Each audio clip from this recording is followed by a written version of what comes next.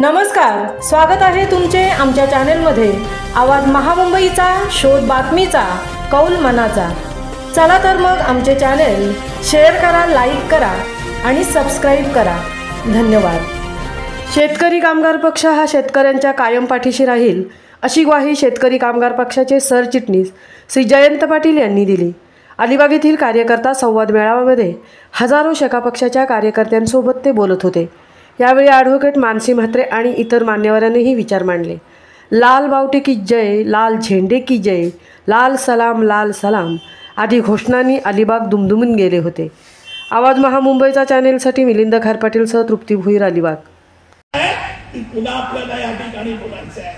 मी कोणाशी टीका करणार नाही, मी बोलणार नाही, आपल्याला गरज नाही। आपलं काम सत्ता नसली। सुरेश खैरे को लाल सलाम, सुरेश खैरे को लाल सलाम, लाल बावटे की, लाल झेंडे की। पद्धतीने पक्षवाढी खरं संघर्षाची पार्श्वभूमी असलेला शेतकरी कामगार पक्ष या जिल्ह्यामध्ये नाही तर संपूर्ण महाराष्ट्रात काट टाकतोय। आमच्या नेतृत्वाने आता ठरवलेलं आहे की पक्ष संघटन हे संवादातून व्हायला पाहिजे।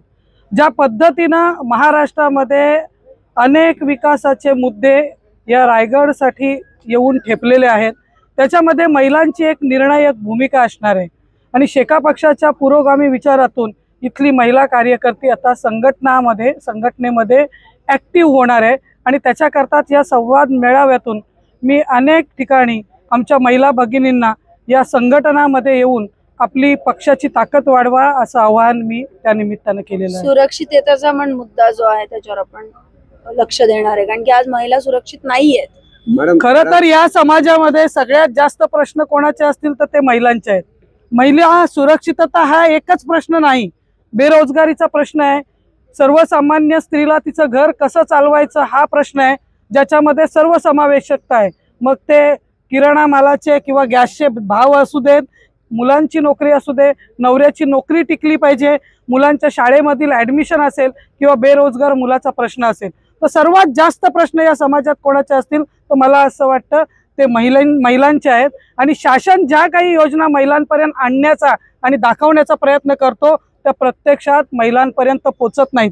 ज्या 1500 रुपयाचं भांडवल केलं जाते ते आता 1500 रुपये पुन्हा सरकारच्या खात्यात देण्याची जेव्हा त्या महिलेवर वेळ आलेली आहे तेव्हा ती महिला काय स्थितीत आहे हे बघणं आता गरजेचं झालेलं आहे। आणि त्याकरता शेका पक्षाची महिला ताकद वेगळ्या पद्धतीनं या जिल्ह्यामध्ये आणि महाराष्ट्रामध्ये काम करेल आणि त्याकरताच आम्ही हे संघटन आता नव्याने सुरू केलेलं आहे असं मला वाटतं। कामगार पक्ष हा पुरोगामी विचारांचा पक्ष आहे।